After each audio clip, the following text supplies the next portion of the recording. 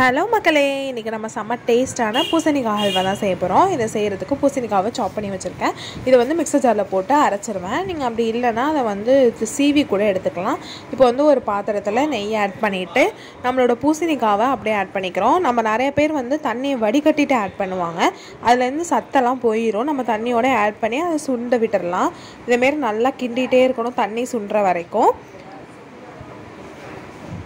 இதுலேயே அந்த பச்சை ஸ்மெல்லு எல்லாமே போயிடும். இது வந்து நல்லா டேஸ்ட்டாக நம்ம வீட்டிலே வந்து இந்தமாரி பூசணிக்காய் அந்தமாரி காயெல்லாம் நிறைய பசங்க சாப்பிட மாட்டாங்க இல்லையா?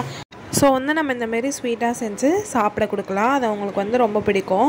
இப்போ இது கூட வந்து 1 கப் அளவுக்கு சுகர், அந்த நான் காமிச்சிருந்தேனே அந்த பூசணிக்காய்க்கு வந்து 1.25 கப் அளவுக்கு சுகர் வந்து ரொம்ப கரெக்டாக இருக்கும்.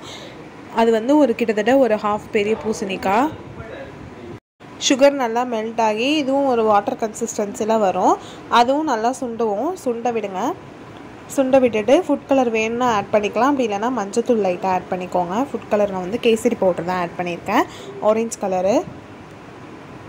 இதையும் நல்லா கிண்டி விட்டு இது தண்ணி இருக்குல்ல, அந்த தண்ணி வந்து போகிற வரைக்கும் அதை வந்து இது பண்ணிக்கணும். இப்போயும் வந்து சுகர் வந்து கரெக்டாக இருக்கான்னு செக் பண்ணிவிட்டு நல்லா கிண்டிக்கிட்டே இருக்கணும். அதுதான் வேலை. உங்களால் கிண்ட முடியலன்னா சிம்மில் வச்சுட்டு அப்பப்போ எடுத்து கிண்டிக்கலாம்.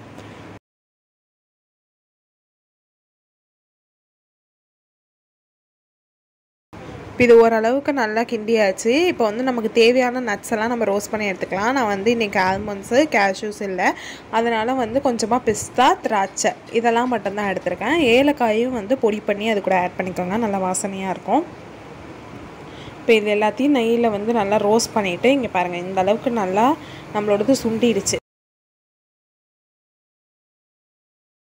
நட்ஸையும் இது கூடவே நம்ம இப்போ ஆட் பண்ணிவிட்டு நல்லா கிண்டி ஒரு 5 மினிட்ஸ் விட்டோன்னா அந்த நல்லா அந்த இடையில அந்த வாட்டர் கன்சிஸ்டன்சி இல்லாமல் நல்லா வந்துடும்.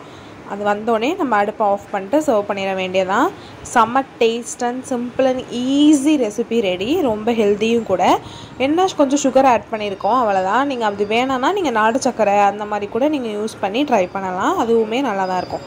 தேங்க்ஸ் ஃபார் வாட்சிங். ட்ரை பண்ணி பாருங்கள்.